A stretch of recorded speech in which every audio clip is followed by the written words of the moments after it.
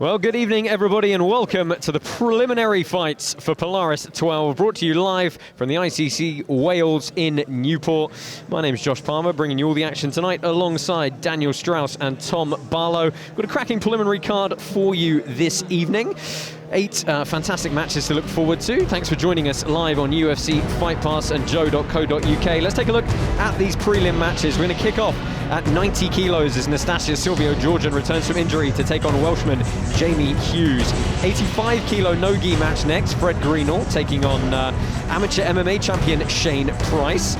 Cracking match at 79 kilos next. Australian Jeremy Skinner makes his way over to take on New School BJJ standout Eoghan O'Flanagan. Really exciting battle up in the heavyweights next. Frederic Vosgrone from Carson Gracie taking on Welshman Amos. Up at 77 kilos welterweight division, former Commonwealth Judo champion Craig Ewers is going to be taking on Scramble Academy Leeds owner Liam Cann. Coming all the way over from New York, we've got Stefan Ramos taking on Justus Goeschel. Co-main in this undercard, Stefan Petrov taking on Shane Fishman, and we've got a brilliant match at the top in the gi. Espen Mathiesen from Norway taking on Welshman Bryn Jenkins.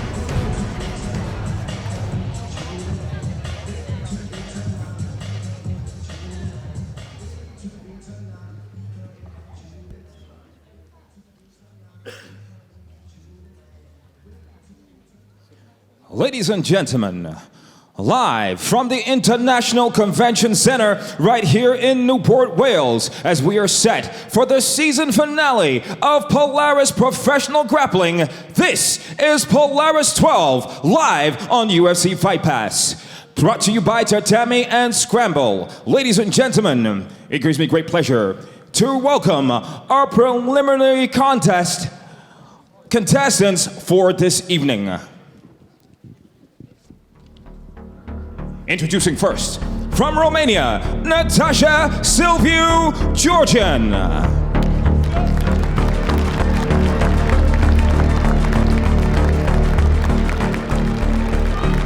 From Wales, Jamie Hughes.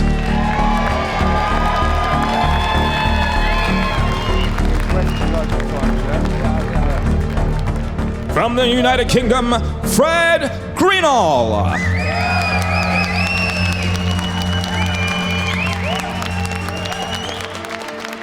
From Wales, Shane Price.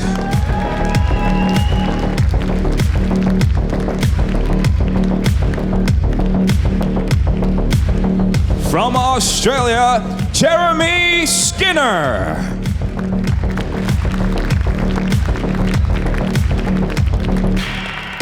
From the United Kingdom, Eoghan O'Flanagan.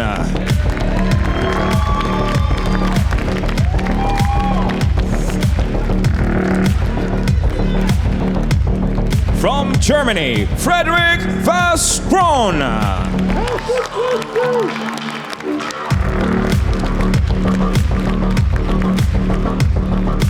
From the United Kingdom, Amos.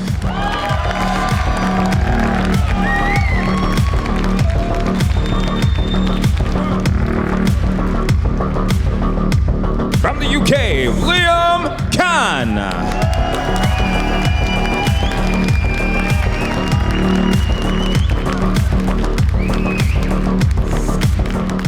From Wales, Craig Ewers.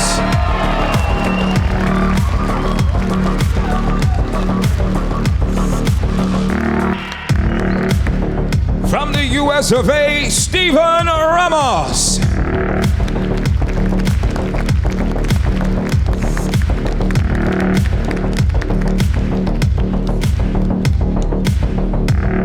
From Germany, Justus Goeschel.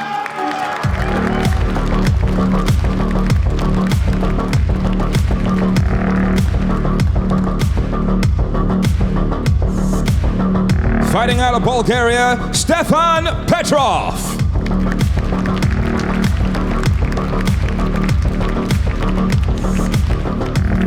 From Canada, Shane Fishman.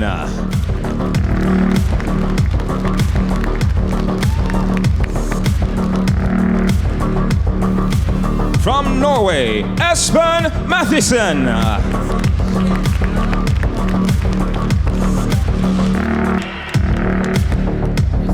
introducing our final contestant from Wales, Bryn Jenkins.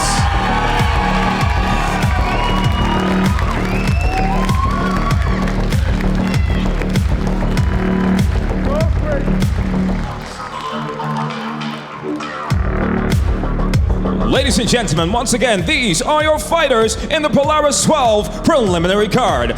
Make some noise, ladies and gentlemen, come on!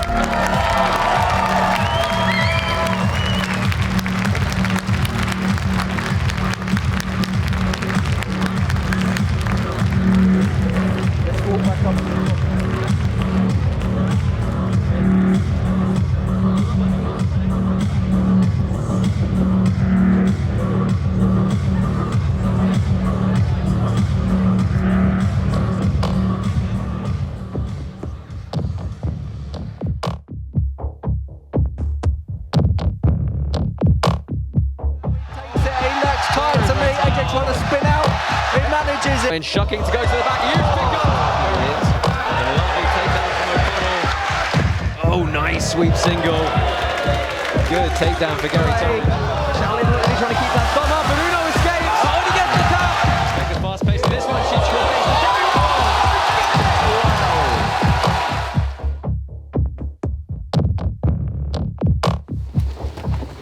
Wow. What a fantastic.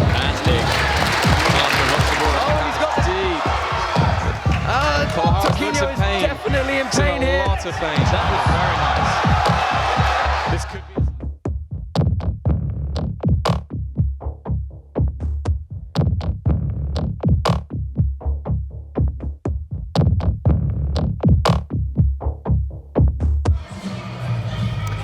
So we're going to kick off this preliminary card this evening at a catch weight of 90 kilos in the NOGI division. Pure BJJ's Nastasa Silviu Georgian is taking on a Welshman, Jamie Hughes.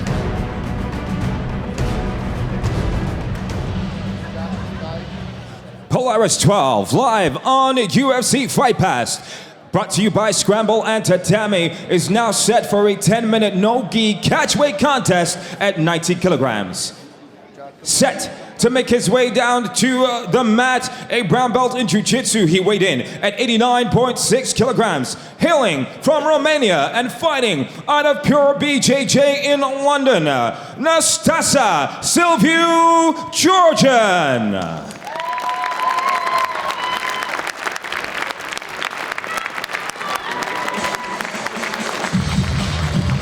So we welcome first to the stage Nastasa Silviu Georgian. We saw him once before at Polaris 11. Unfortunately picked up an accidental injury at the very start of that match against Jed Hugh, broken rib, which forced him out almost immediately. Looking for a bit of redemption here tonight, though, is the Romanian. Recently taken up residency as the wrestling coach of Pure Jiu-Jitsu. And his opponent set to make his way down to the mat at 88.3 kilograms, representing Celtic Pride, fighting out of Wales, presenting Jamie Hughes.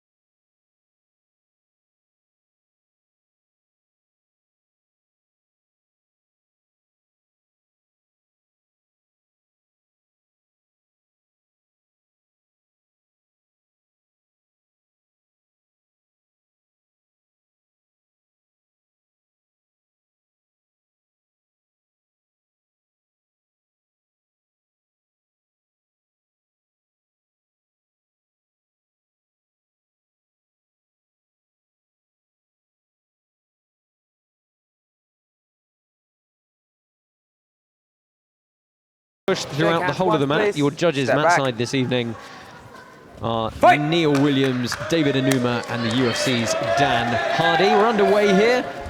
Red, black, and white for Nastasio, all black for Jamie Hughes. My name is Josh Palmer. I've got Dan Strauss and Tom Barlow mat side with me tonight. And guys, good fight to kick us off here. Nastasio already working that trip to the outside. I expect him to have a bit of an advantage in the wrestling and the stand-up game. Yeah, Nastasa is, he's been wrestling since he was a kid, and he's also one of the highest-ranked judo competitors in the country now after taking up judo only a couple of years ago. So definitely give the edge to Nastasa in the stand-up. Stop!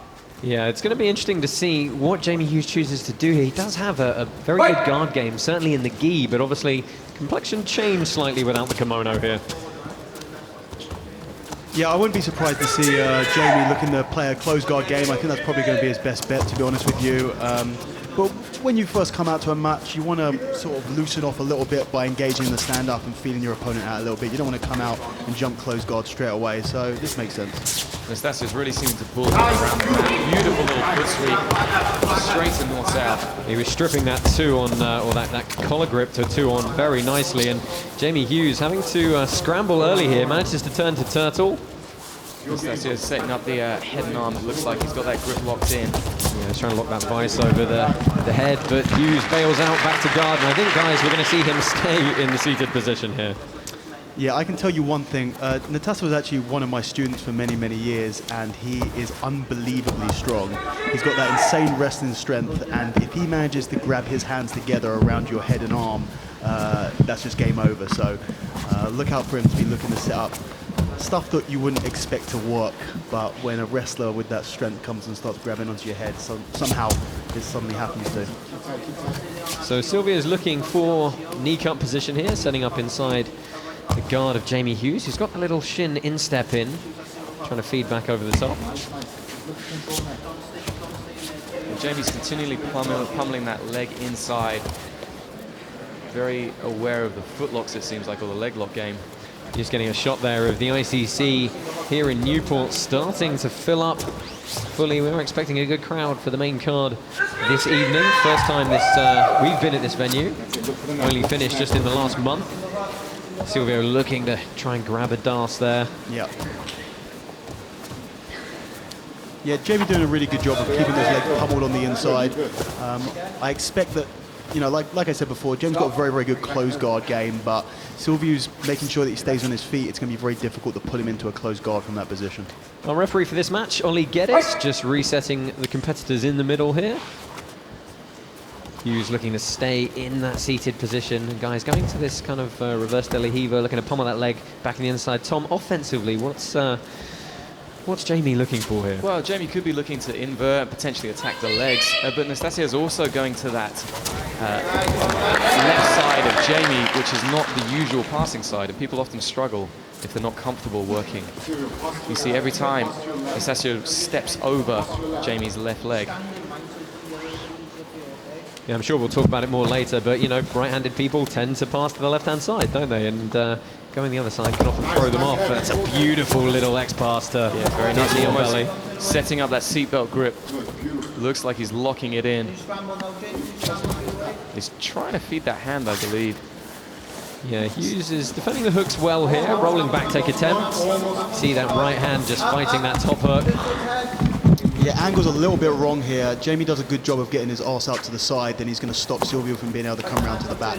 Probably going to end up in the half guard position here. Good work, really nice attempt at the back. Potential Kimura trap here from Nastasio, though. Using it to scramble and pass through the guard. Great positioning for him right now. Well, let's see if he can hit an armbar off this. Another thing that Silviu does very well, he does triangles from the back. Triangle, leg scissor, well, lots of options here. This is a very, very bad position for Jamie. Still 5 minutes 40 left to work in this one. So we're through the first period. Guys on balance, so we think we're probably agreeing that Nastasio taking that first period on the judges' scorecard in all likelihood. Absolutely. This is a terrible position for Jamie to be stuck in. It's very, very difficult to escape. Now that triangle's not quite locked yet. Looks like it's getting a little bit tighter though. I think what he needs to be really worried about is losing that grip. Like I said, Silviu is incredibly strong. And you know what? Jamie's head's starting to go red. This is, I think... This is very There's the tap. Good submission for Nastasa, Silviu, Georgian, and Jamie Hughes. disappointed, I am sure. That was a fairly complete performance from Romania. Very impressive, Yeah, very impressive. very nice performance.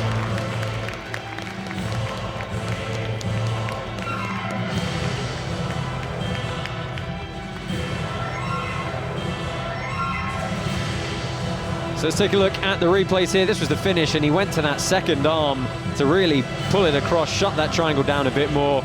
And as you said, slow, solid squeeze there. Jamie Hughes nowhere to go but to tap. Yeah, very impressive performance there. Very calm throughout was Nastasa, and just worked his game and set up a beautiful Kimura trap to It finish. seemed very methodical, didn't it?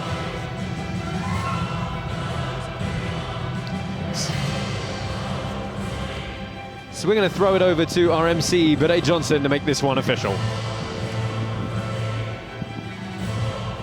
Ladies and gentlemen, in just over 5 minutes into the tournament, a referee called a stoppage to this bout, declaring your winner by submission with a reverse triangle, Nastasa, Silviu, Georgian.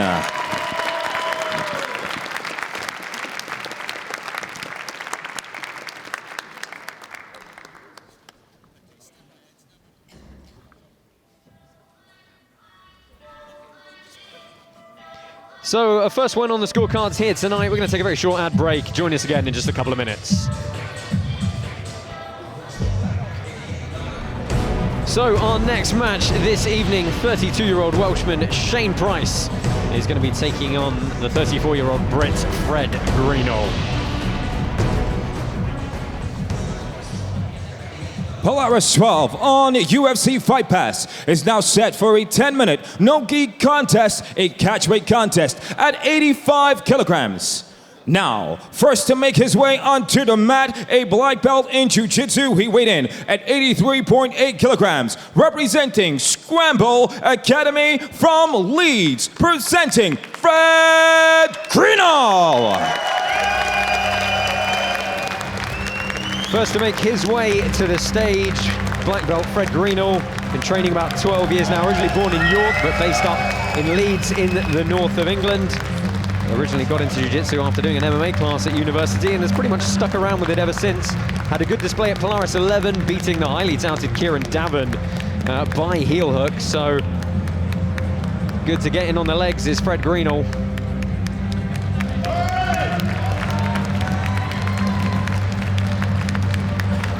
And now his opponent set to make his way down to the mat. Also a black belt in Jiu-Jitsu. He weighed in at 83.7 kilograms, representing Chris Reese Academy from Swansea in Wales, presenting Shane Price. Black belt Shane Price makes his way to the mat. He's had a very busy few months as the Welshman. Didn't have a great performance at Polaris 8, losing by arm triangle to Amos, but he's kind of turned his attention to a lot of competition since then. Two-time Masters European NOGI champ, came second at Masters World NOGI as well. Recently picked up the Cage Warriors Amateur Light Heavyweight Championship at Cage Warriors 108. That was in Cardiff back in October. So his amateur MMA record now standing at 5-1-0. And carrying a lot of momentum into this one. Looking forward to a clash between these two black belts here.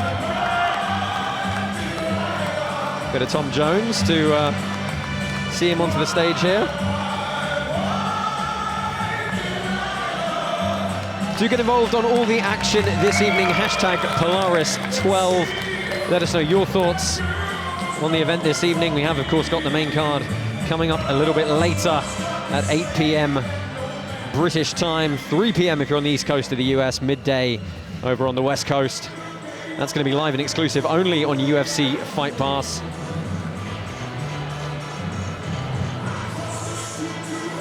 As we await our referee, Greg Creel, to get this match underway. Shane Price in the all-black, Fred Greenall in the white, red and blue. An early guard pull from Greenall here. Yeah, expect Fred to pretty immediately start attacking the legs, as we can see here. Yeah, it's a nice arm drag, and he's easily got in on the reap. He might be going after the the fastest, 50-50. fastest record. Well, he's gone through to 50-50, a la Lachlan Giles' latest entries. Looks like the knee's just a little bit clear for Price here.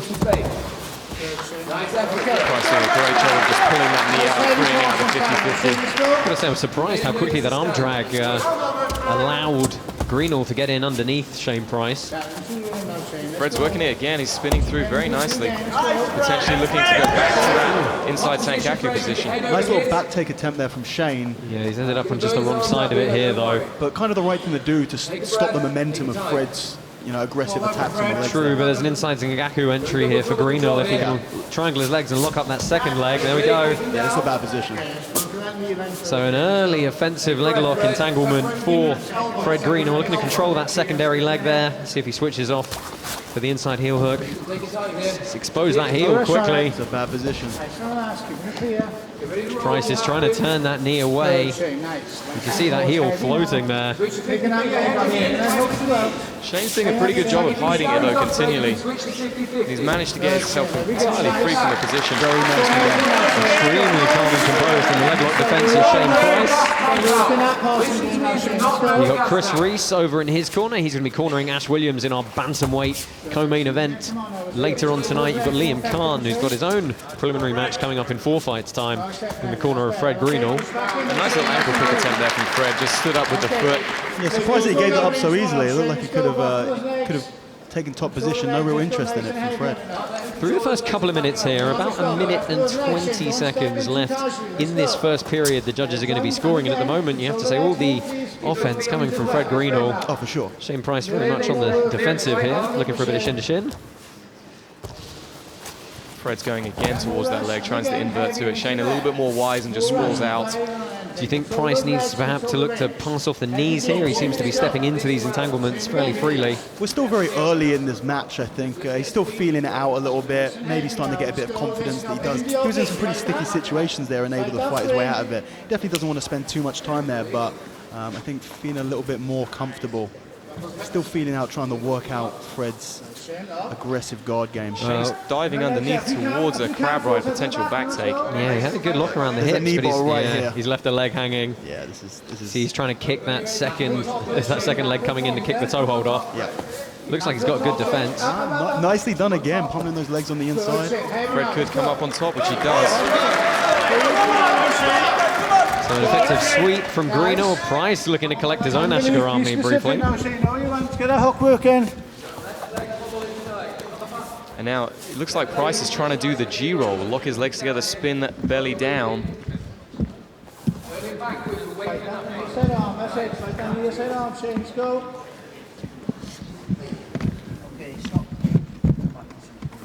So we're just going to reset in the middle of the mat here.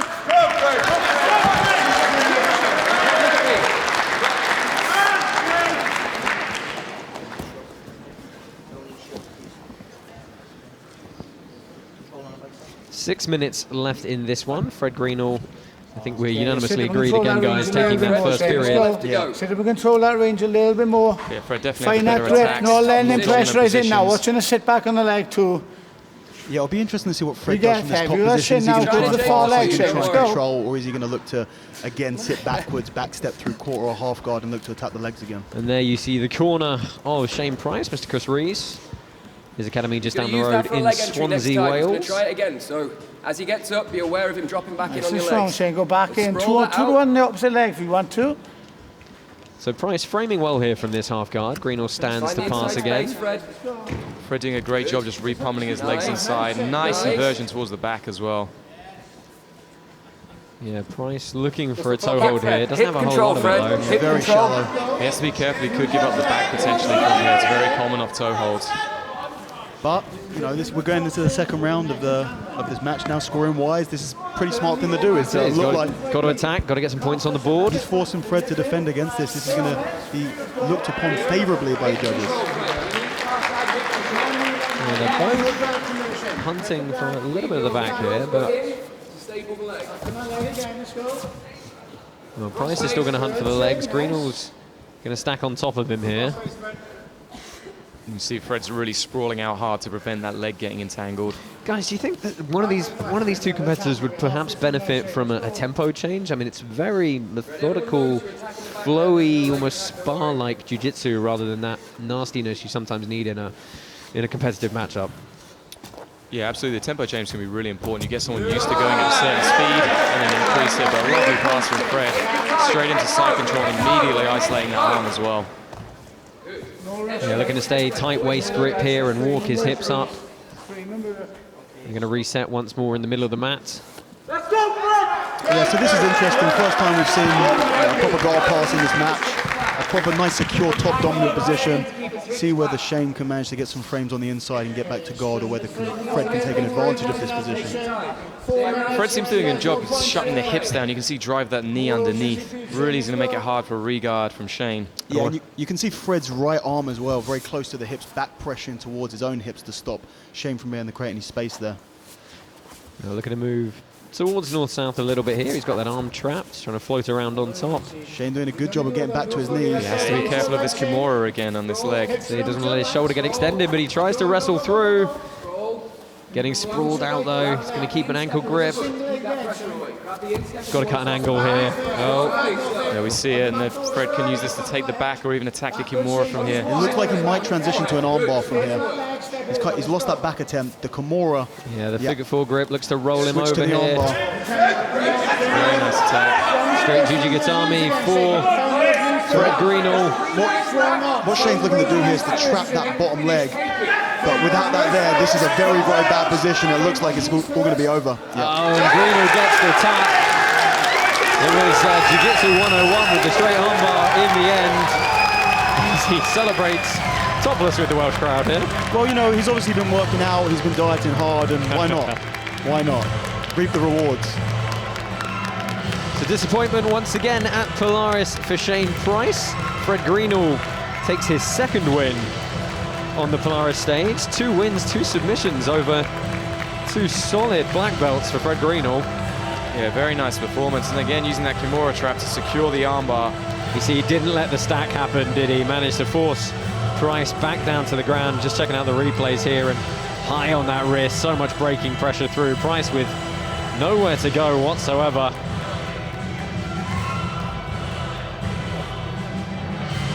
And it was a pretty quick tap once that grip broke. Stir it over to our MC, who's got the official decision. At 6 minutes 59 seconds into the contest, our referee called a stoppage to this bout, declaring your winner by submission with an armbar, Fred Greenall. Stay here with us on UFC Fight Pass for Polaris 12. More no-gi action in the prelims coming up shortly.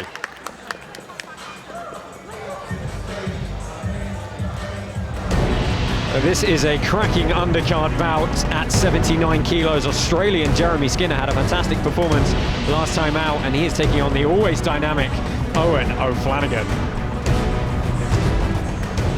Polaris 12, right here on UFC Fight Pass at the ICC in Newport in Wales, is now set for a 10-minute no-gi catchweight contest at 79 kilograms.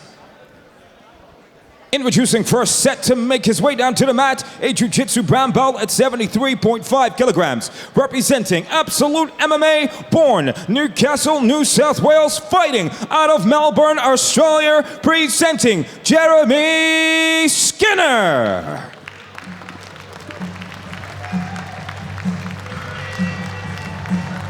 Jeremy Skinner making his way to the stage all the way from Melbourne, Australia. He had a fantastic performance last time out at Polaris. Won by Aoki lock, I think, last time out against Camille Wick in less than 3 minutes at Polaris 10. And now his opponent set to make his way down to the mat, a Jiu-Jitsu black belt, weighed in at 78 kilograms even, representing New School BJJ from Harleston, London, presenting Eoghan O'Flanagan. So 23 years old, full-time grappler Eoghan O'Flanagan, the black belt who's been training about 9 years. Does have a little bit of judo in his background, but doesn't use it particularly. Had a really good match at Polaris 7 against Tom Coffey, won by ankle lock. That was back in 2018. Came back at Polaris 9, and unfortunately dropped a loss to the very highly touted Tarek Hopstock.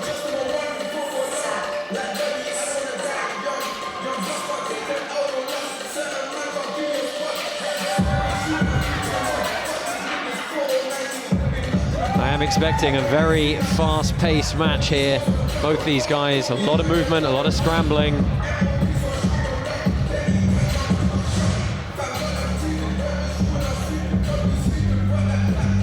Jeremy Skinner competed just last week up at Grapplefest in the north of England, coming off a loss there to Cade Ruotolo. Quick chance to turn it around here. Owen O'Flanagan in at the white and black. The red, white and blue for Jeremy Skinner. And our referee, Ollie Geddes, is going to bring them to the centre to get this one underway. 10 minutes on the clock in our third preliminary bout here this evening at Polaris 12. See a very straight back posture from Jeremy Skinner, who uses the opportunity of the collar tie to sit quickly to guard. Yeah, both of these guys are very, very highly skilled leg lockers, so this is going to be very, I think there's a good chance that this could turn to a very dynamic, very interesting back and forth leg lock battle. Of course, Jeremy Skinner, a long-time training partner of Craig Jones.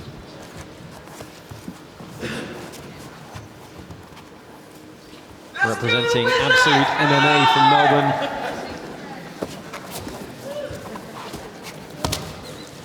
Rolling Kimura attempt there by the looks of it from Owen. Yeah, but he's got a defender leg entry here. Going 50, well, not quite 50-50, outside leg entanglement. But gets the knee out very quickly. You can see Skinner trying to hold on to that instep.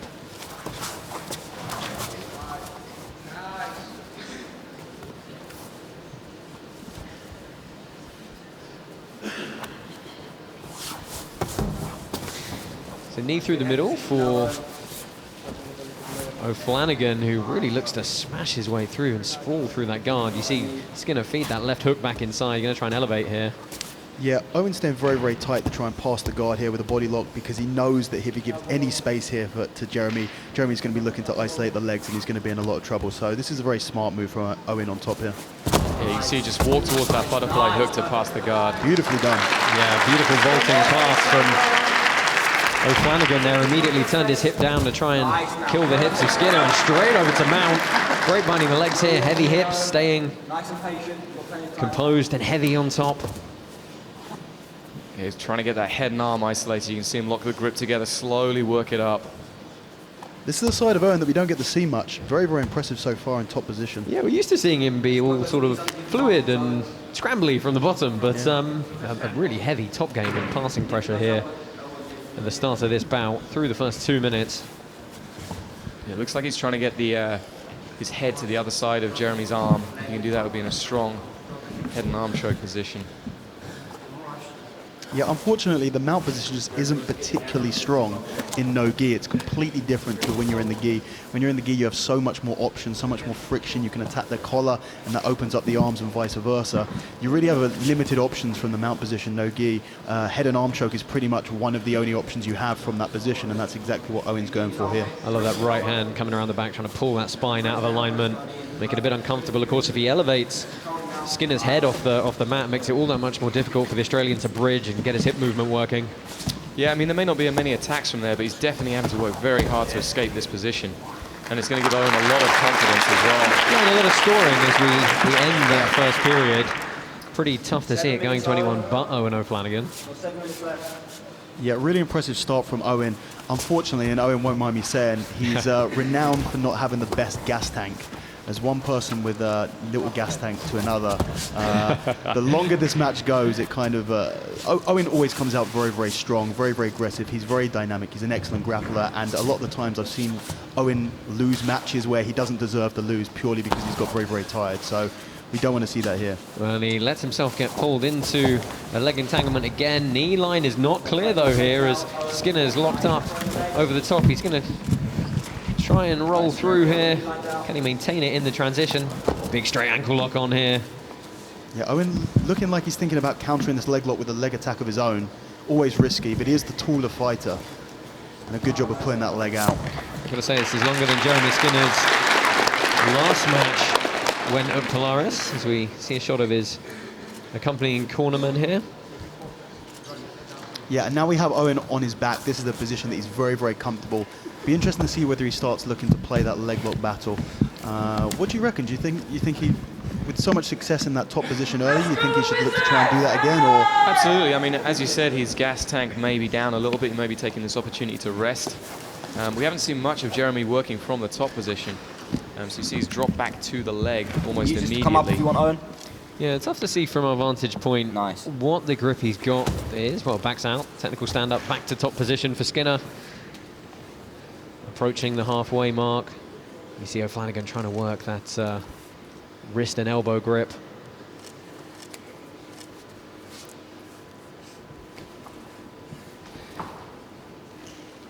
Butterfly guard now, fighting for head position here. Catch his neck. And a glance up at the clock from Stay Skinner. heavy on the neck. Nice. Owen trying to get into that single leg X or Ashigarami position. Well, he has done. He elevated very nicely from there. He does obviously have a win on Polaris by straight ankle lock, but you've got to figure against the leg locker of Skinner's caliber, the good old straight ankle lock is going to be harder to get. Looks like Skinner might be trying to use a calf crush potentially. This is going to be very interesting to see how the judges score this second round. This could be very important with that first round almost certainly going to Owen. If he can take the second round as well, it's going to put a lot of pressure for Jeremy to get the finish in that third. Yeah, well, they've still got about a minute left before... Just a little over 4 minutes left, Owen. They have to render that decision. Technically a sweep there. Owen taking top position, sitting back and attacking that foot again. Well, they're trading footlocks here. Skinner trying to strip that foot off, so alleviate some of the pressure. This is more what I expected from this match. But I was very impressed with Owen's top game. Separating the legs again, Owen. In those first couple of minutes. I'd be interested to see him try and get back to top position and pass guard again, actually. Yeah, it's a complete... There it is. Wow, got in on that inside heel hook very, very quickly. You play that leg lock game and that can happen very, very quickly. Yeah, second win by footlock. Inside heel hook in the scramble. Avoided that come on quickly. Can't wait to see the replay of that, guys. Yeah, You guys talk us through that. I'm going to go and have a quick word with our winner and see how he feels about his victory here. So very, very fast finish there. So fast that I actually didn't even see it. Yep, that can happen. And there we just see it. Looks like Jeremy just steps on the ribs and extends away. Owen knows when he's caught and doesn't want to risk the injury. So fast that even the instant replay can't show us what actually happened. It looks like it's just a scramble. He tries to bring his leg over the top and is setting the grip at the same time. Let's go over to the referee to make it official.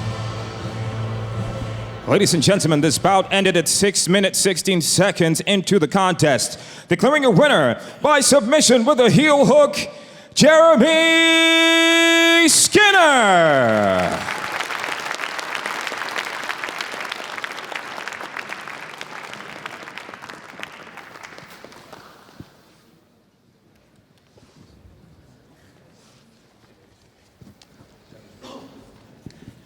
I'm just going to face this way first. I'm here with our winner, Jeremy Skinner. Jeremy, give us your thoughts on that bout. A few anxious moments early on when he made it to mount, but you got your leg lock game going in the end. Yeah, I previously had a match where my mistake was overextending when my partner or my opponent was passing. So going into this match, knowing how tall Owen was relative to me, I knew I shouldn't overextend. So once he started passing, just relax, wait till I recover guard. Yeah, and then the strategy was to let his leg entries be my leg entries, countering from there.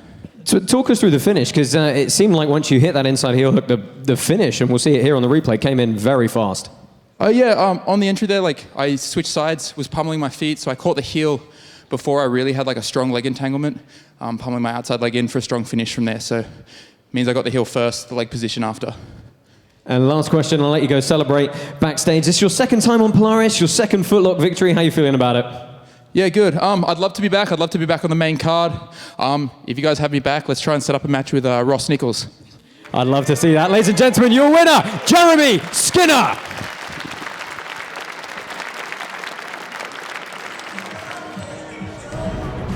We are up in the heavyweight division now at 95 kilos, representing Carlton Gracie, London leg locker Frederic Vosgrone is taking on a man we've seen several times on Polaris before, Ashley Amos.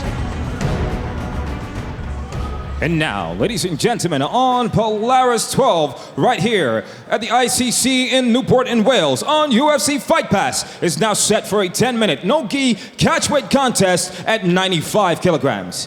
First to make his way down to the mat, a jiu-jitsu black belt. He weighed in at 94.9 kilograms. He hails from Dusseldorf in Germany, but fights out of Carlston, Gracie, London, presenting Frederic Vosgrone. So Frederic Vosgrone makes his way to the Polaris stage for his third appearance here. He's had a couple of good ones so far. Polaris 8 beat Lu Long by decision, then beat Haldor Valsen by decision at P9. Wasn't for lack of trying to get the submissions though. Really does go after the legs very aggressively. Usually comes out in a wrestling singlet, it has to be said, so switching it up again here. And his opponent set to make his way down to the mat. A judo black belt and a purple belt in jiu-jitsu. He weighed in at 95.3 kilograms. Representing Artillery Combat from Wales, presenting Ashley Amos.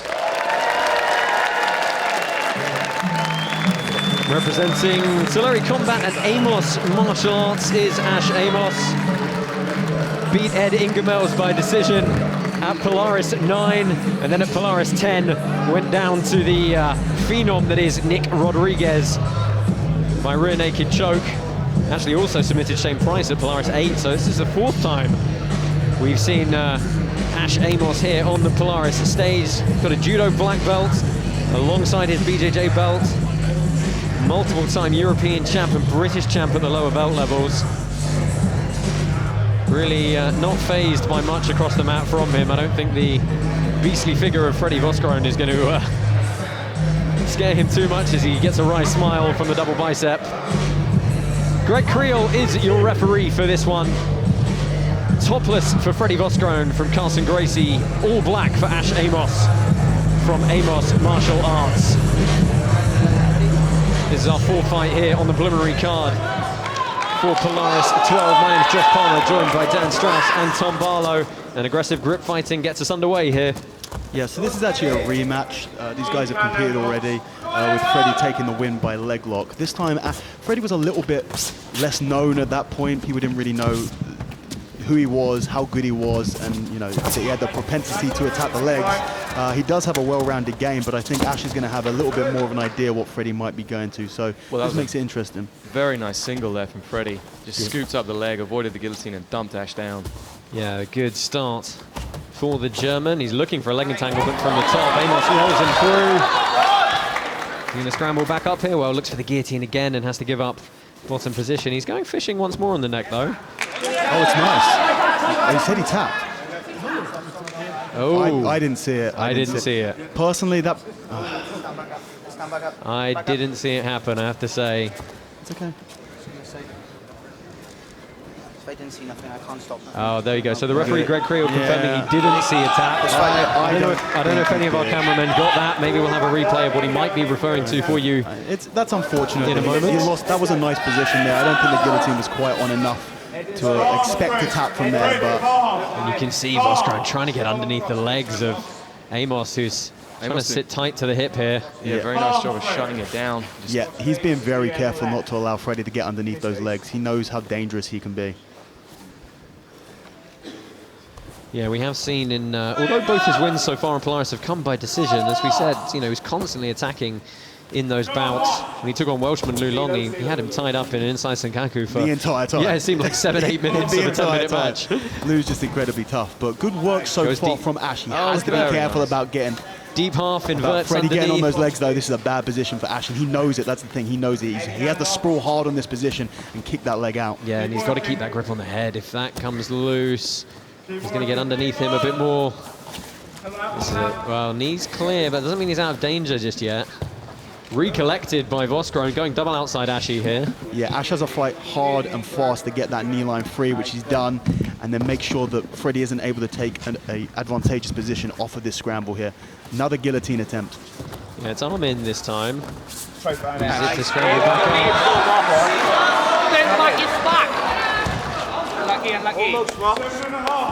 Very hard to judge so far in this in this match, this first round. Nice, quite easy looking guard pass of Freddie there. Takes side control.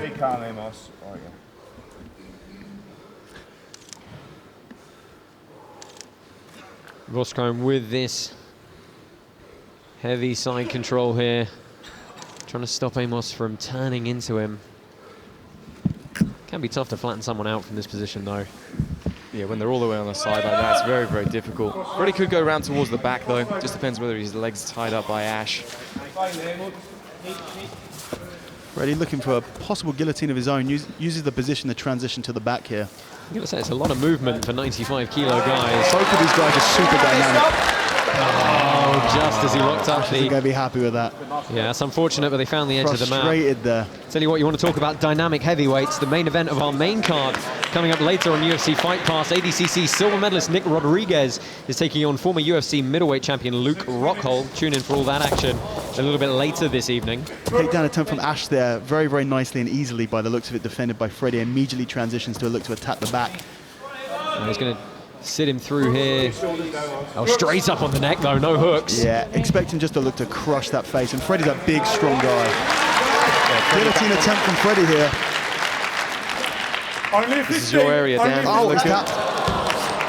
Oh, and he looked to push away on the hip, and it wasn't enough. You kind of try and get out of there, but it was on. So a win for Frederic Vosgrone. He's very happy with that, and it's his first submission here on Polaris, but he remains undefeated with the promotion at 3-0.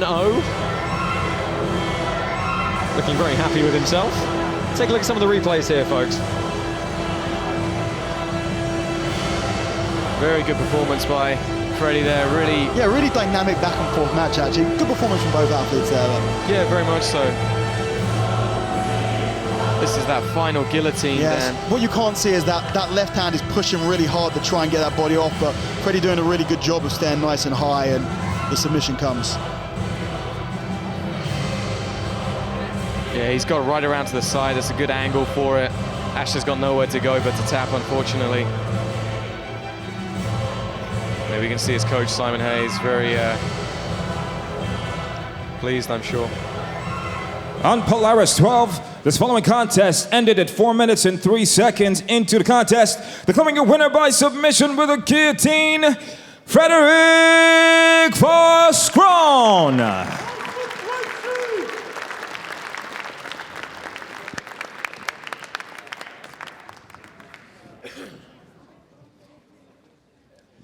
So Freddie, good job. Me with our winner, Frederic Vosgrone. Freddie, third appearance here on Polaris for you, but your first submission, how are you feeling?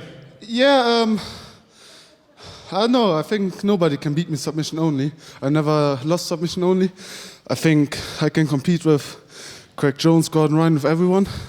And I hope next time everybody that rolls with me knows that. Yeah, so hopefully I just get a step up in competition, get someone international, and yeah, just keep winning. Thank you to Ash. Thank you to Ash. I fought him a year ago, or not even a year ago, but I felt he made a lot of improvements since then, so yeah, good job on him too. Man, a few words, ladies and gentlemen, your winner, Frederic Vosgrone.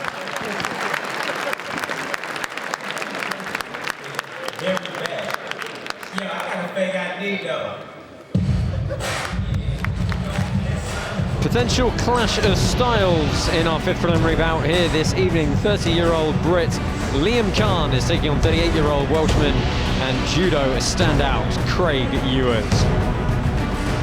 Polaris 12, right here at the International Convention Center in Newport in Wales. Brought to you live on UFC Fight Pass, is now set for a 10-minute no-gi contest in the welterweight division.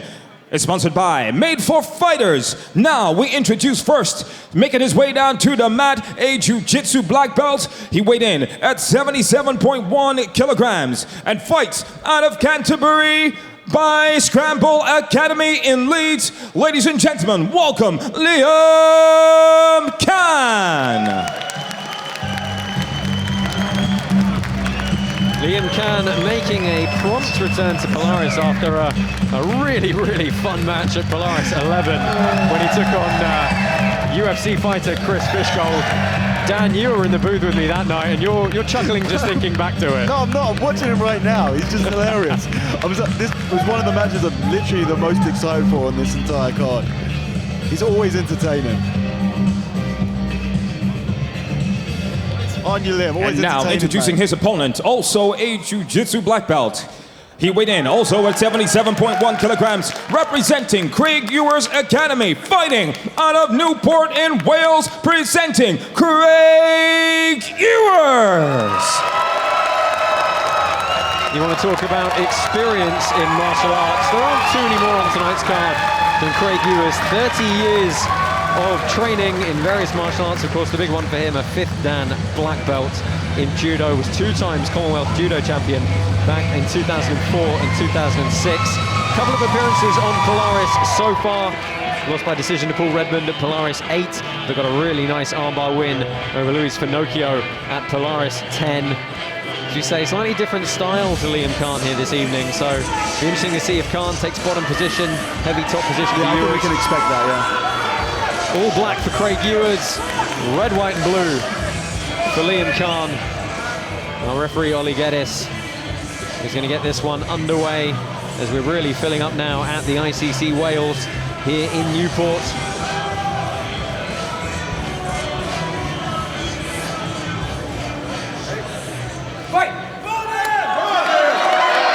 I'm expecting Liam to pull guard pretty much straight away here. I'm not sure he wants any of the judo. There we go.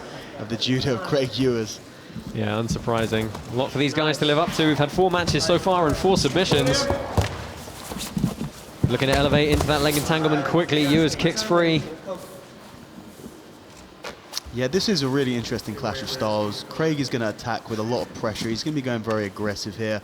Meanwhile, Liam's going to be looking to, I think, mainly play open guard game and really look to try and come underneath the legs there and look to go for some of the leg locks, just like you saw from his teammate earlier, Fred Greenall, in the opening part of the match. Of course, he finished that with an armbar, but like we're seeing here, looking to attack the legs early anyway. Yeah, Ewers trying to counter with a very heavy, low passing style. Yeah, he's done some nice passes, dived into an over-under position, little knee slide there. Just needs to get a little bit closer. Again, going shin on shin. It's a rolling Kimura for Ewers. Yeah, we saw this in 2 of our earlier matches, and both finished from a similar position. And this is going to be a tough grip for Cann to escape here. Yeah, and with the number of years that Craig has been training judo, you can guarantee that you know when he's got your arm. And his You're armbar, going to feel that. Yeah, and the grip strength and the armbar sequence he's going to have when he sits him down. He might switch that into a triangle there. Nicely done by Liam to get out there. That's a legitimate submission attempt by Craig. Yeah, it was an excellent attack, very nice. He's got fantastic arm bars as well. You can imagine coming from judo, that's your main weapons. Well, it wasn't a running takedown attempt, it was a running guard pull to follow him up there. Liam is, if nothing else, unpredictable, so... looking for an Imanari roll, long way on the outside though. He slides into this half guard position.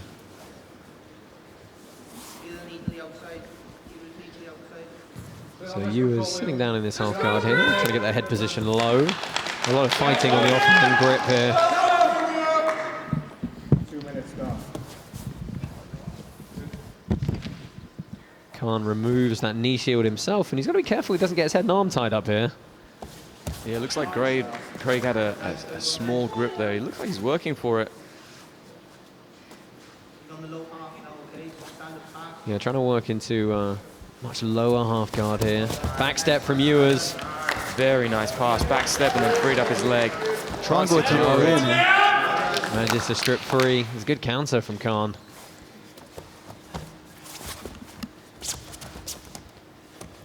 Again, looking to stay on this single, connect that shin to shin.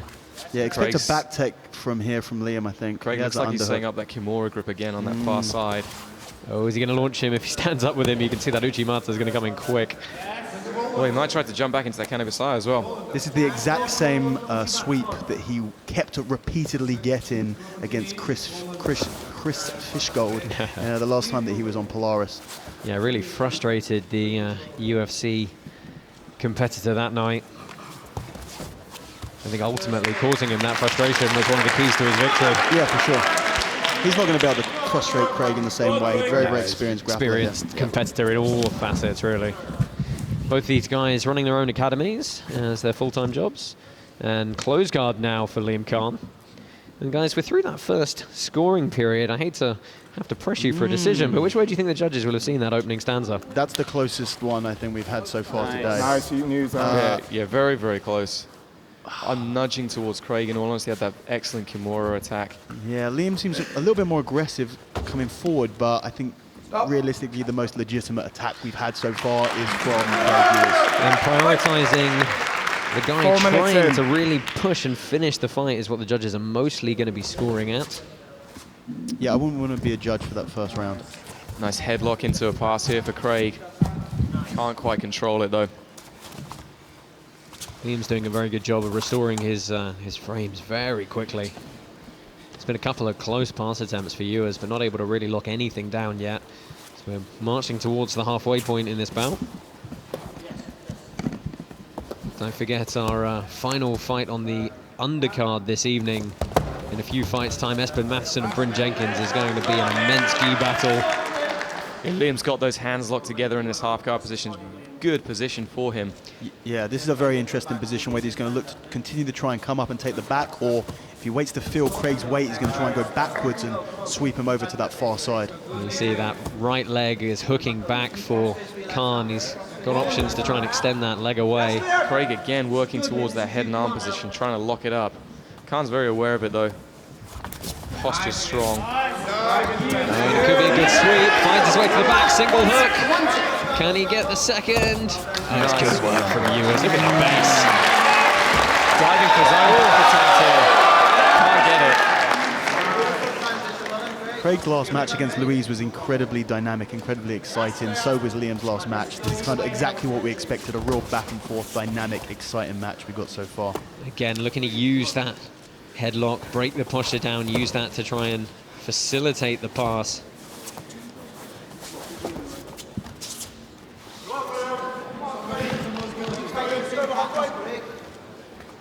Cann pressing forward from this guard position again.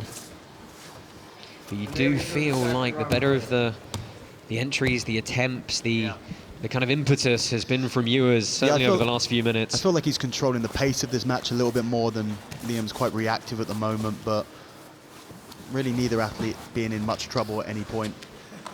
There's a beautiful sprawl there from Craig just to shut down the inversion of Liam.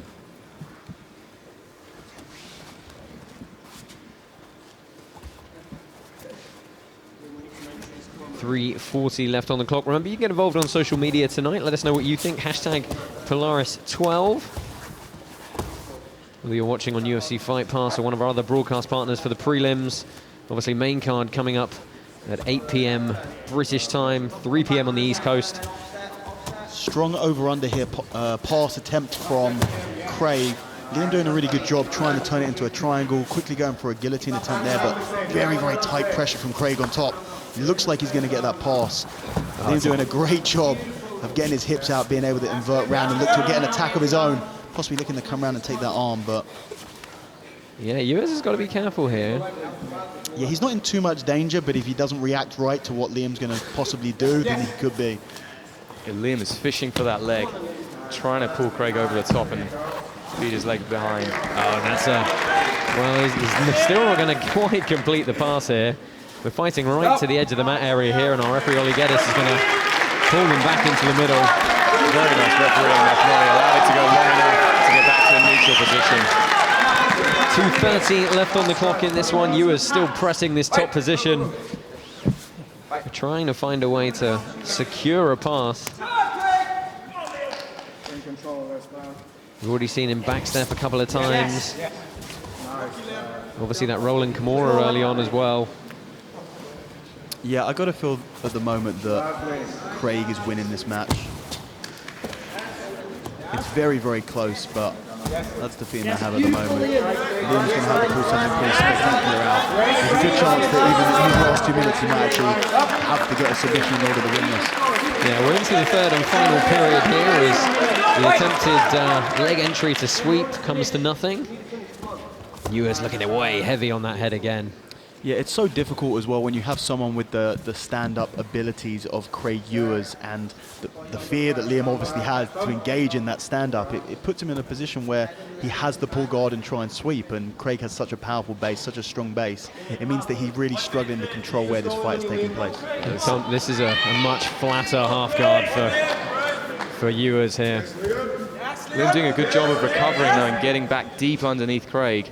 Oh yeah, he's never been in danger, but he's just having to react a lot more. So again, he's looking to go deep underneath here.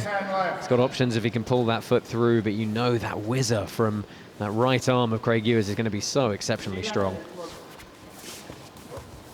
Yeah, and if they come anywhere close to standing, Craig can just toss him. That's it. Or back step around and use that threat to come into the knee bar position. The dual threat, isn't it? He's got Cann thinking. He doesn't want to come up too high. That Uchimata is going to come in, and he just uses it to try and backstep, looking again for the head and arm. It's a really excellent recovery from Liam. He's high-legging every time into some sort of threat on the arm or shoulder, isn't he? However, he is only reacting to Craig. That's it. That's it. Another rolling Kimura attempt here. Ditches it. He's thinking about doing another rolling back attempt. Now he's just going to try and pull that leg out and secure side control, but it's a bit more of a classic half guard break here, but Cann having to wrestle up. Okay, a sniff of the back now. Beautifully sat through into a half guard again. Liam really likes that half guard. He finds his way back. Oh, and this is a nice sweep attempt. Hasn't been able to make any of these half guard attempts work so far. Yeah, well, he's in on the leg entanglement here. You see Ewers stacking all that weight forward on that right leg. And that is the end of the match. We're going to go for the first time tonight to our judges' decision.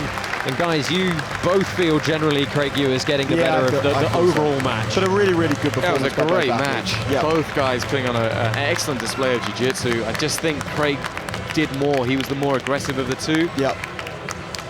And put together the better sequences. Of course, it is split down into those 3 periods. Let's take a look at some of the replays here, and this was that first rolling Kimura attempt. This was the most significant thing that happened, I feel. If you look at attacks, this is the most significant attack.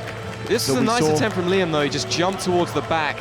One hook in, and Craig just doing a great job of getting the hips out and using it to pass the guard almost. Yeah, absolutely.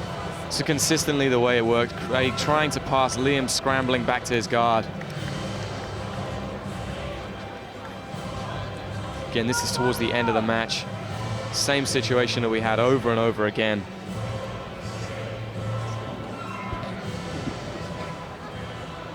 Ladies and gentlemen, this bout goes the distance, and we go to a judges declaring a winner by unanimous decision, Craig Ewers.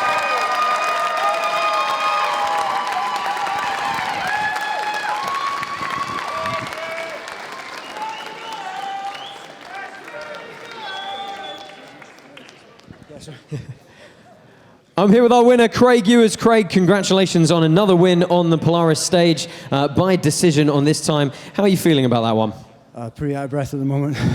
I was, at the end, that 10 minutes just flew by. I wasn't sure whether I'd won it or not, but yeah, it was a really good battle, that one. How was it preparing for someone like Liam, who I assume you watched his last match on Polaris, you knew he was probably going to go for the legs. How was the game plan for you coming into it? Yeah, the game plan was to try and stay top heavy, but until you get on with someone, you never quite know what they got in the locker, and he's got a really good guard. Kept re-guarding all the time. It's hard to pass that guard. So. Yeah, you got close a couple of times. Obviously, it's great for Polaris to be back here in Wales. You've got the support. Your academy's not all that far away. How does it feel to get the win in Wales? Oh, it's brilliant, and this facility is amazing. I actually trained here, strength and conditioning as well, so yeah, it was like being home, basically. So. Oh, fantastic. We look forward to seeing you again on Polaris. Ladies and gentlemen, your winner, Craig Ewers!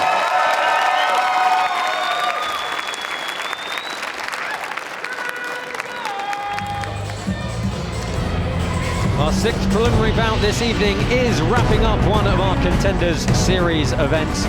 Stephen Ramos makes his way over from New Jersey to take on Justus Goeschel.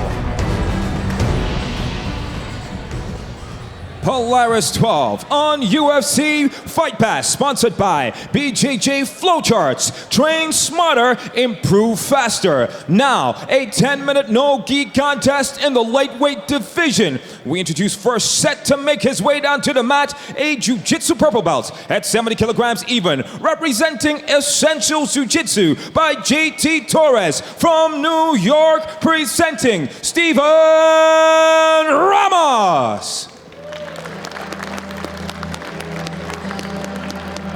So Stefan Ramos makes his way for his Polaris debut here in Wales. He booked his path here via the Polaris Contender Series, took a chance on flying over and taking part and really ran through the competition. He is a purple belt at Essential Jiu-Jitsu in Hartsdale, New York, which is of course the academy of JT Torres.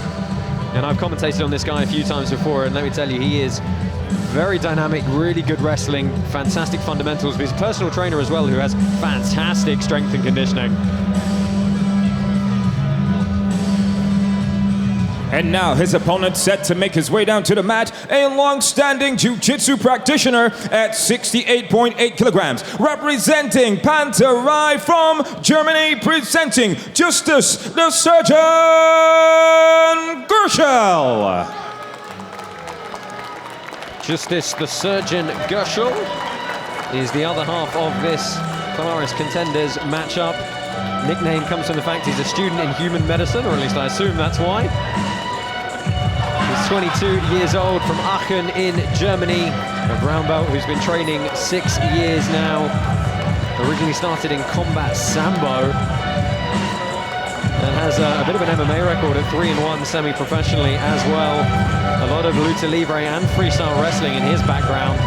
So matching up with the wrestling background of Stefan Ramos, we could see some fun exchanges on the feet here.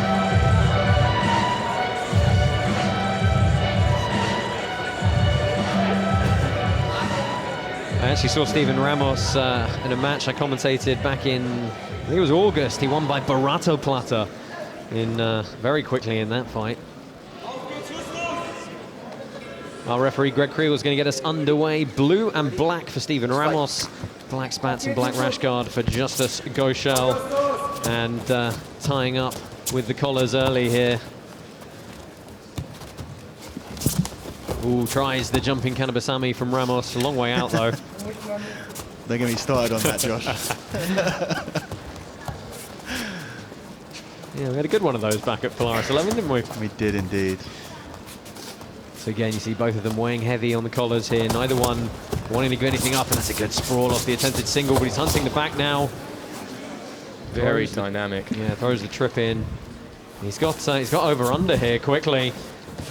Going to drag him over and take the back. First hook comes in quickly.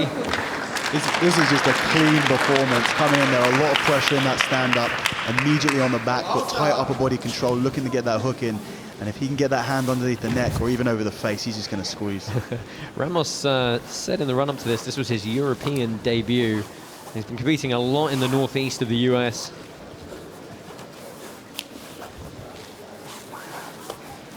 Yeah, but it's nice that guys are making the attempts to come and take part in the Contenders Series just for a shot on the undercard here tonight. Yeah, Ramos has done a great job of using those hooks just to maintain back control and potentially start to stretch out Justus as well. Yeah, you see that left hook tucked under the shin there, straightening it every time, putting some torque on the knee. Yeah, Justus doing a really good job of defending that early onslaught onto the back there. He's obviously not out of trouble yet, but doing a really good job. There you go. Managing to defend that very nicely. And he opts to come back up to his feet here. Interesting. He looks to be the smaller of the two men here. Arm drag attempt, but ends up with just a simple guard pull. Might not be a bad idea considering how tidy Ramos looked in the wrestling there. Yeah, Ramos has competed at 77 kilos not all that long ago. What's this matchup? 70. Oh, wow. Kimura attempt, did I see that? Yeah, it looked like Justus was going on that Kimura. Ramos just shrugged it off and kept passing. It's heavy control of the upper body here for Ramos. You know, we saw at ADCC this year, didn't we? A lot of the passing, you needed to lock down that upper body so tightly to try and weave your legs through. And that looks to be exactly what Ramos is trying to do, a la his coach, JT Torres, of course. Okay, ready? Fight. Ramos just standing up, forcing the guard open, and immediately dives on a leg. Yeah. Sitting back for a leg here. Not setting up too much control of that. No, but it's definitely going to make Justus think. It's a very three-dimensional game. Passing, attacking the legs, going for the back. Yeah. See Justus trying to keep Ramos at bay with that knee shield. Really trying to frame on the hip, create some distance. Ramos just very chest heavy. Oh, he looks to step that leg inside. He's going to fall back for another leg lock, possibly. Ewers may just transition to the other side and start passing. He's got a lot of options here. Looking at a knee cut to the right now.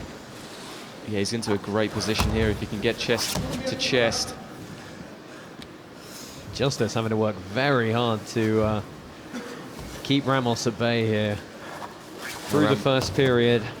Ramos just dropping into a leg weave position here, smashing the hips down to the side. Yeah, you see how tight that right grip is as well. Big step over. Is he going to take the back or is he too high? Can't quite get it. Goes to a Kimura of his own. Yeah. Loses it. Yeah, loses the grip, but ends up in top position still. There was a chance for Justus to perhaps get his way back into this one, but you have to say it's one-way traffic at the moment. Yeah, so far it's been all Ramos. He's been doing the better work, continuous attacks.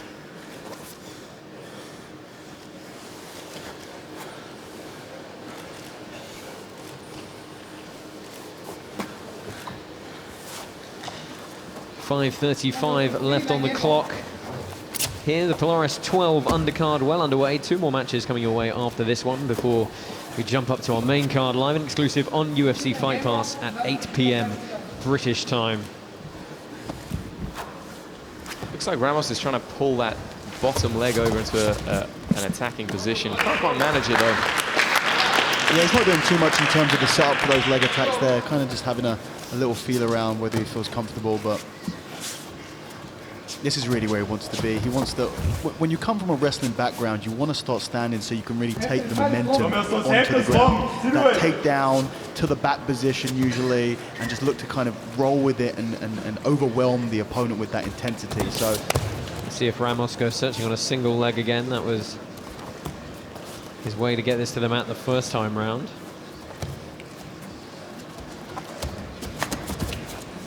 Justus again looking for that arm drag, but not making any contact on that occasion. Oh, and he's got to be careful. Oh, beautiful. Bridge from Ramos. Yeah, fantastic bridge to avoid his back touching the ground.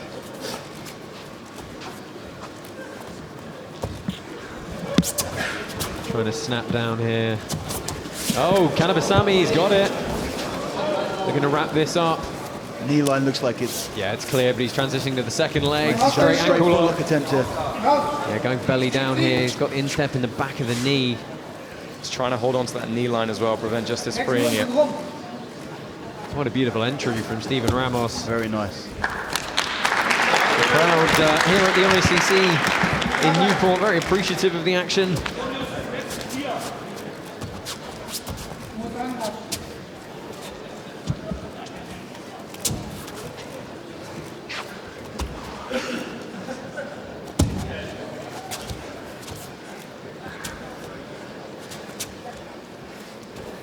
A lot of tough grips up top here, really weighing heavy on the neck, trying to tire that low back out. And it's about now, isn't it, guys, where that starts building up, that constant pressure. Like a little Imanari roll attempt there. Yeah, fast sprawl though from Justus. Yeah, Ramos still with a bite of this leg though. He's done a good job of getting his backside in the way to keep the frame. There he goes, sits round, back to inside Senkaku, collects the second leg. This is the tightest leg entanglement that he's got so far for sure. Yeah, going for a straight ankle lock, which is unlikely to really be fruitful, but it does open up other options from here. But Justus doing a really good job of getting back in a top position now for, I think, the first time. That second leg was extracted a lot quicker than I thought it was tied up. It looked like a tight position, right? Yeah, I'm not sure it was in there at all. I think it was just the knee. So top position, as you said, Dan, for Justus for pretty much the first time in this one. Looks to step his way out past the X-guard. And we have to take into mind how the intensity of this match. It's been non-stop, yeah. Yeah, for 7.5. And even when they come back to that standing position, it's just heavy work, isn't it? More here. Yeah, he looked for it for defending the single the first time round. Didn't have a bite. He does this time. Rolls him. Can he come up on top? Nicely done. He does. Yeah, He's got an armbar from here. He's going to stack in heavy here, and the referee's going to keep this going until it's free. You can't stop this. This is massive. This is a legitimate submission attempt here off of that Kimura attack. Oh, strips it out. I thought for a second. Oh, he's going to go straight footlock from the top here. That's a nasty looking position. Yeah, and he kind of wants the base on his head, but there's no mat for him to do so, and now we're going to come to the end of the scramble. That was a beautiful entry from Justus. The Kimura, beautiful. Amazing reversal from Justus there. Exactly, off that Kimura attempt. Yeah, that's arguably one of the more significant submission attempts of the match so far. Yeah, I'd say that was the closest attack that we've had. It's hard to see, you know. Ramos had that back very early on. It's hard to tell unless you really got your arm stuck in there how close it really was. True, I do feel at the moment though that Ramos probably took the better of those first two periods. 100%. So it's Justus who's really going to have to push through this third. He can't afford to take any chances. Yeah, he needs to try and get the submission now.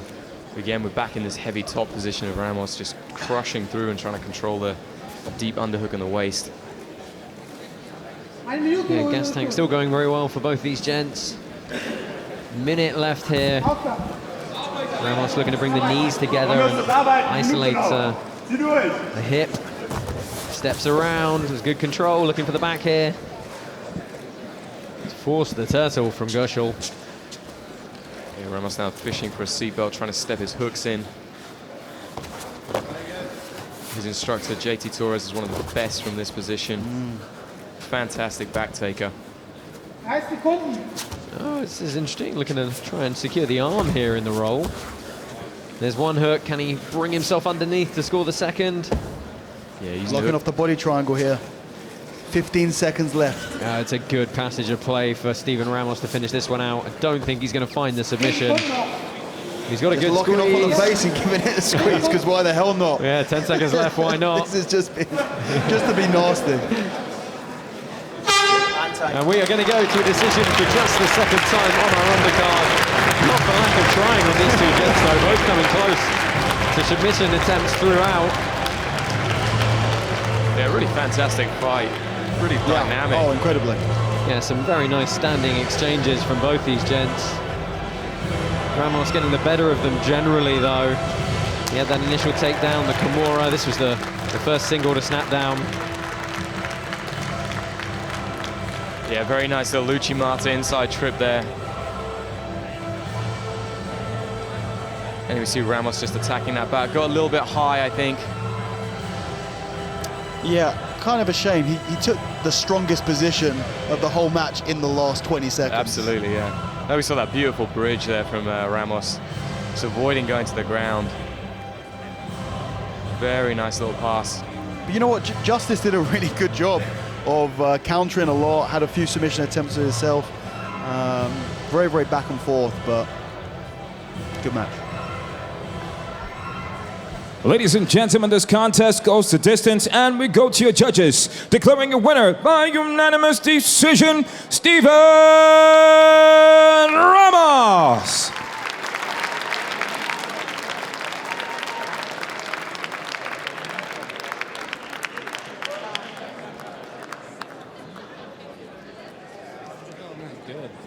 I'm here with our winner, Steven Ramos. Steven, you took a chance, you flew over for the Contender Series, you booked your spot here, and that is a successful European debut for you. How you feeling? I feel great. I feel great. My opponent, Justus, he really brought it, shut down a lot of good stuff. He had a lot of good attacks himself, but, you know, I put it away. I got the W. That's the most important thing.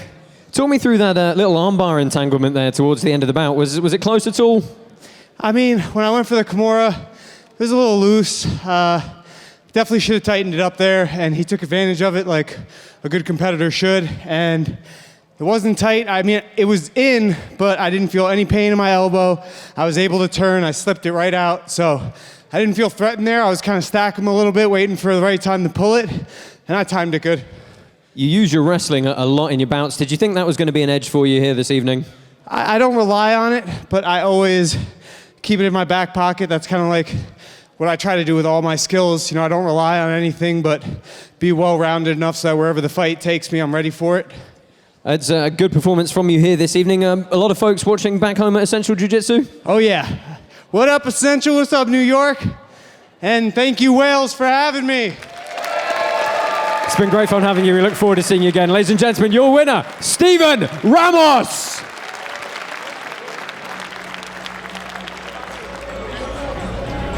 So the penultimate fight on our undercard this evening, Stefan Petrov, Bulgarian, making his home in London, is taking on the Canadian Shane Fishman, who's currently taken up residence in Ireland.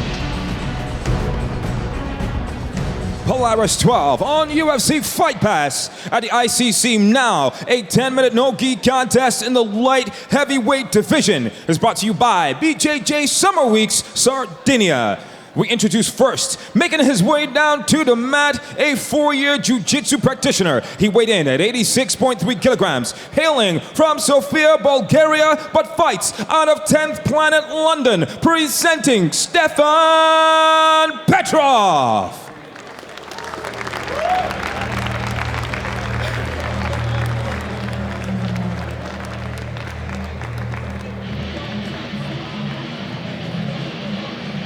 So Stefan Petrov, the Polaris Contenders 2 winner, makes his way to the stage here. This one is at 93 kilos, currently representing 10th Planet London. A lot of judo and MMA in his background, about 15 years worth. Only really got stuck into the jiu-jitsu in the last 4 or 5 years. There's a national championship in judo and in sambo as well. And now, welcome his opponent, a jiu-jitsu brown belt, also at 86.3 kilograms, representing ECJJA, fights out of Toronto, Ontario, Canada, by way of Iceland, presenting Shane the Fishman. Well, that should be by way of Ireland. Obviously, you see Darragh O'Connell in the background from East Coast Jiu-Jitsu Academy. Shane Fishman, currently working as a physiotherapist. He's been touring the world, training at different places after growing up playing ice hockey in Toronto, Ontario. Back-to-back NOGI European Championships at brown belt for him, 2018 and 2019. You know, I was stalking his Instagram in preparation for this, and it seems like every competition he does, he just takes double gold. Just massacring the brown belts of the world.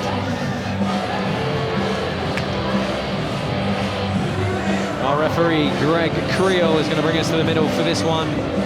All black for Shane Fishman, the white shorts, and black rash guard for 10th Planet London's Stefan Petrov.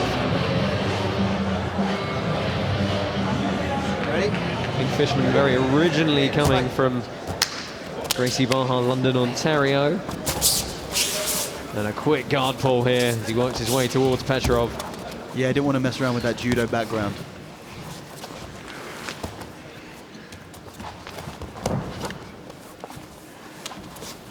Immediately establishing some really nice butterfly guard hooks here. Fishman also taking bronze at Pans this year as a brown belt. He's had a very successful year, competing very frequently indeed. He's elevating. Nice, Shane. Now looking to elevate on the inside here. He's got that one hook in.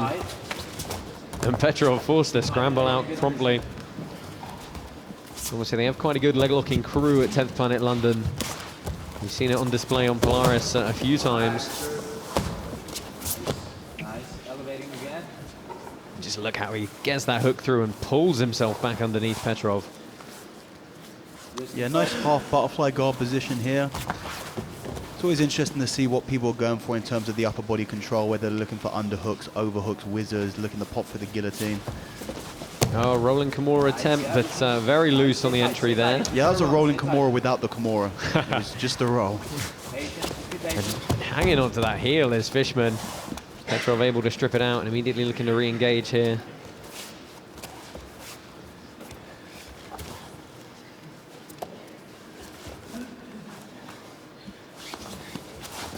Big frame on the head. Yeah, he's rolled through for that Kimura, it looks like. He has the Kimura this time. Well, he's trying to set it up, I believe, upside down. Oh, there's a leg lock attempt here. Yeah, it's a good entry. Outside heel hook attempt for Fishman. Pulling that foot back in. Yeah, big bridge into the knee. Switching to a knee bar here. As he tries to get away, he's going to use it to come up on top by the looks of it. Yeah, trying to wheelbarrow. Now, that is an example. The crowd laughed, but that is a great example of an experienced competitor. Oh, it's and that was the tap. Yeah, it's all done. Yeah, quick inside heel hook. Very smartly done. Tried to get away from him, he dragged him back to the center, I'm going to sat have back to on ask that him leg. about that, not letting him run away. Yeah. Blimey. Just trying to stay connected with tough work, but it's a good win for Shane Fishman in his Polaris debut. Brilliant finish. Yeah, really fantastic performance. Pushed the pace from that butterfly guard position throughout the match. Yeah, really dominated, had control the entire time.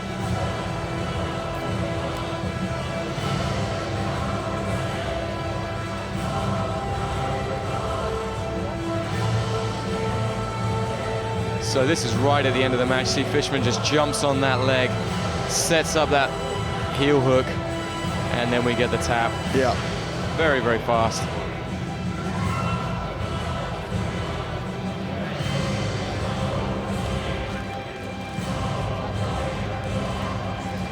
Another angle here. Just putting loads of hip into that. Yeah, a lot of pressure on the leg.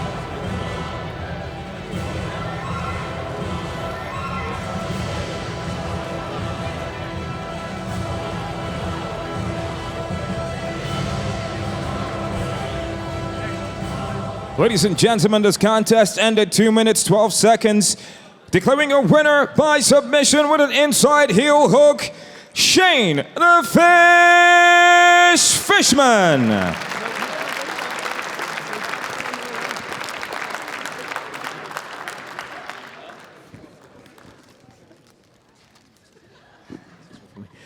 I'm here with our winner, Shane Fishman. Shane, congratulations on a successful Polaris debut. Talk us through the end of that match, because you didn't want to let him get off that mat. Yeah, no, we do a lot of IBJJF. You got to stay in the ring, so tried my best to keep him in the area. And then I would have liked to get on the back, but he played guard, so it just fell back on the legs, and yeah, that was it. It's been a fantastic competition year for you. You've been traveling and training and competing really frequently.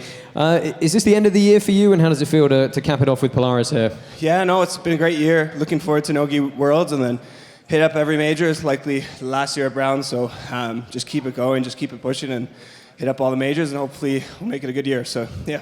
You're originally from Canada, but you're currently a resident in Ireland at Darragh O'Connor's School, East Coast Jiu-Jitsu. How are you finding it over on this side of the pond? Man, he's got the best guys, so many visitors. It's become such a well-known place, and guys you got the best guys there. You got Fionn, you got Marcus Fionn, Sam, Dara to train with. So, man, I'm so blessed to be with these guys, and yeah, it's the reason I'm still in Ireland. So, yeah, it's been really good. Congratulations on a fantastic performance. I really hope we get to see you again.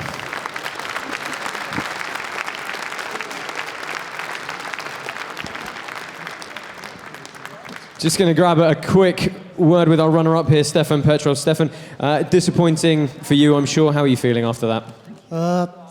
How every time when you lose your competition, I feel I'm being ready to win, to take the win, but he went in opposite side.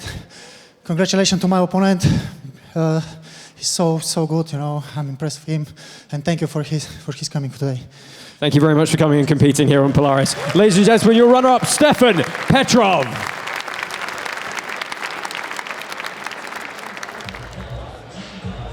Well, it is time for the final fight of our preliminary card here this evening. And it is for the first time this evening in the gi. Team Kimura's Espen Mathiesen takes on CF24's Bryn Jenkins. And now, ladies and gentlemen, live on UFC Fight Pass, Polaris 12, brought to you by Scramble and Tatami Fightwear, is now set for a 10-minute catchweight contest with gi at 79 kilograms. We introduce first to the Mat A Jiu-Jitsu black belt at 79.3 kilograms, representing Team Kimura from Norway, presenting Espen Mathiesen.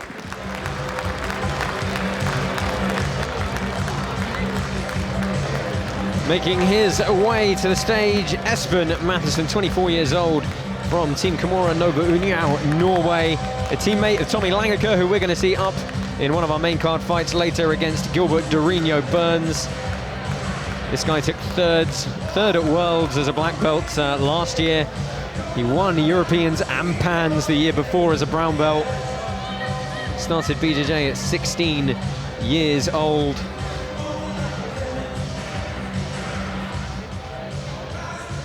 And now, ladies and gentlemen, introducing his opponent to the mat, also a Jiu-Jitsu black belt at 77.8 kilograms, representing CF24 Jiu-Jitsu from Wales, presenting Bryn Jenkins.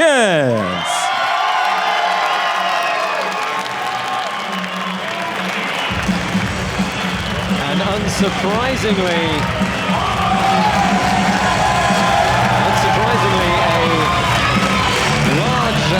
area of support here for the black belt from CF24.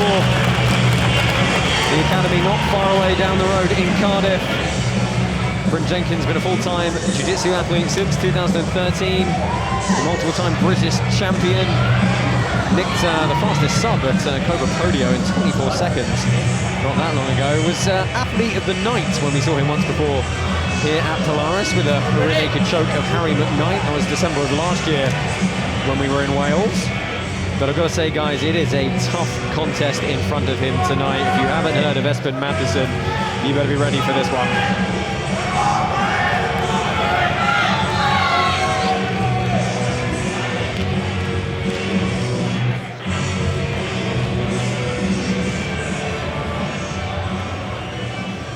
Blue gi for Espen Mathiesen, white gi for Bryn Jenkins. Our referee Ollie Geddes is going to get us underway here for the final time on this preliminary card. Josh Palmer, Dan Strauss and Tom Barlow bringing you all the action from Polaris 12 at the ICC in Newport, Wales.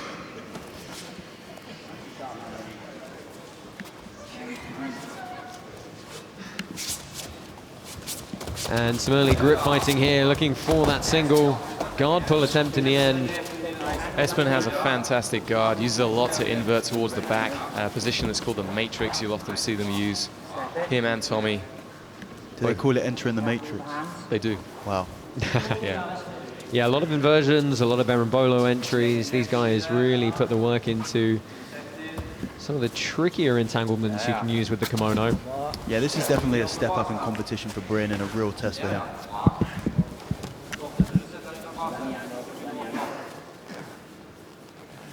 Circle of the hand as well,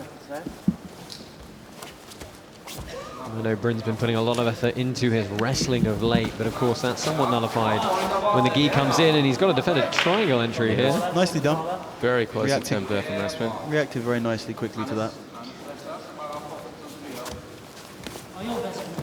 Really staying heavy on that right sleeve was Mathiesen, looking to switch over to the other leg now. Yeah, Espen's got the belt grip, potentially using this to invert now. You can see that Bryn's using the hook on the ankle to prevent it, but this is going to set up that matrix position we were just talking about. Well, he's going to go toe hold here, and he's trying to connect the hands together. And he's got the, he's forcing Bryn to roll here. He manages to clear. But anxious moments for the Welshman. Yeah, looking pretty composed, pretty calm about the whole thing, but that was a pretty good submission attempt. With twisting footlooks, though, you pretty much have to rip their entire foot from their body in order to tap people at this level. They just don't do it. And then we get a shot of the corner of Bryn Jenkins. Bryn, let's work your game now. Let's win these angles.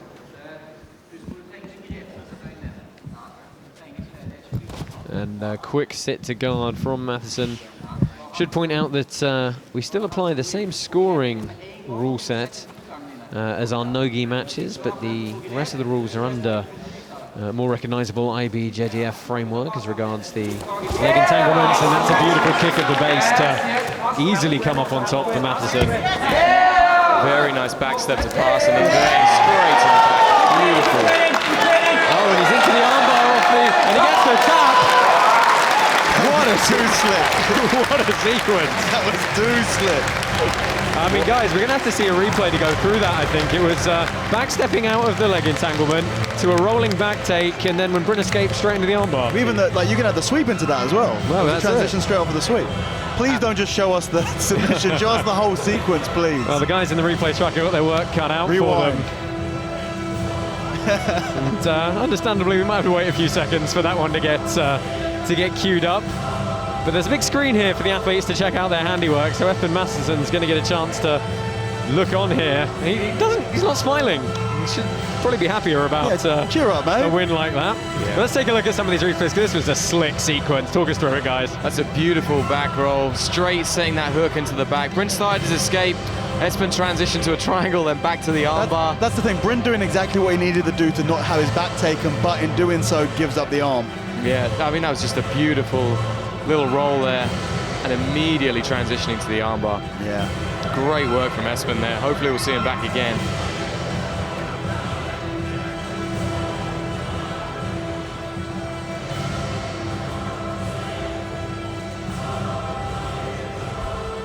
This contest came to a halt at 2 minutes and 43 seconds. Declaring your winner by submission by armbar, Espen Mathiesen.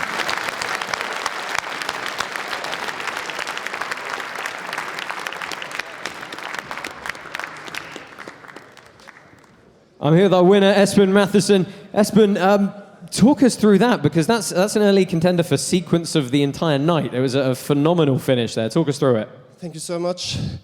Yeah, I just felt when I did the back step from X-guard, I had the opportunity to go for his back. He did a very good defense by putting his back to the ground, so then I had to switch it up for an armbar. Did you work on anything particular coming into this one, or was it just business as usual with your kind of competition schedule and training? Man, business as usual. We train hard all year round, so just did what I always do, train hard, and that's what I did. It was a fantastic submission. I'll let you go celebrate in a moment, but obviously you've got a teammate in Tommy Langeker coming up on the main card later, taking on Gilbert Burns. Give us your thoughts on that one. We're going to have a tough fight, man. Tommy's a monster. He's really, really good, so I'm looking forward to see that match. I'll tell you what, the guys in the truck are telling me we've got the submission for you to see one more time. If you just want to talk us through the finish here, because it was a beautiful back take to armbar. Yeah, I did the back step. I saw the opportunity to jump for his back. I tried to get the back, but look, he turned fast, so I had to switch it up for an armbar, and I secured the win. It's a fantastic sequence. I really hope we can see you back on Polaris again, but I'll let you go celebrate. Ladies and gentlemen, your winner, Espen Mathiesen.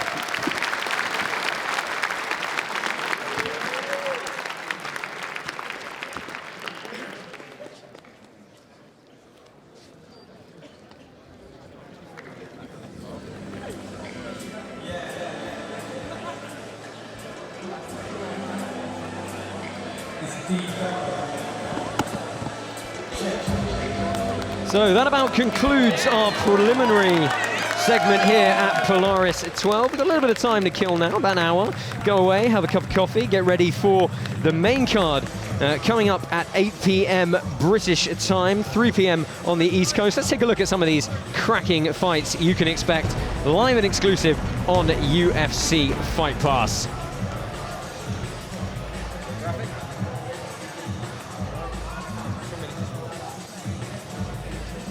So we've got PJ Barch taking on Marcin Held in the welterweight division. Following that, Devontae Bones Johnson makes his Polaris debut against Arya S. Fanraz. Multiple-time world champion Michelle Nicolini is taking on Vanessa English in a no-gi match. We've got that gi match you may have heard Espen mention a moment ago. Tommy Langeker taking on UFC welterweight Gilbert Durino Burns.